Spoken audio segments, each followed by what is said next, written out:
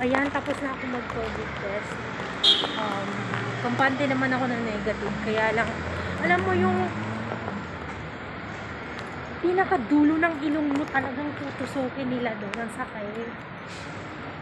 Alam mo yung pakiramdam ko hanggang lalamunan ko eh. Yung una kong test, hindi ganun. Hindi masakit. Parang wala lang. Pero yun ang sakit-sakit. Ewan ko kung bakit. Siguro ko dahil mas diniinan ng lola ng tawag nito, yung doktor na naandun.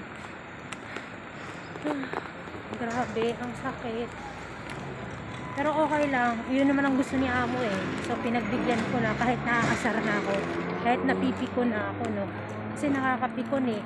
2 buwan nakakaraan pa lang nag na ako eh. Nag-COVID test na rin ako. Tapos ngayon, ulit na naman. Ang dahilan niya kasi nga libre naman daw. So ayun na naman, ulit na naman. So sa susunod, kapag meron na naman libre, yayayain na naman niya ako noon. So tingnan na lang natin, no.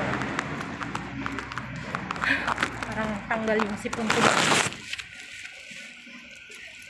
So yun lamang guys, ilalagay ko sa description below kung paano makarating dito sa Layton Community Hall para makarating dito sa area na to.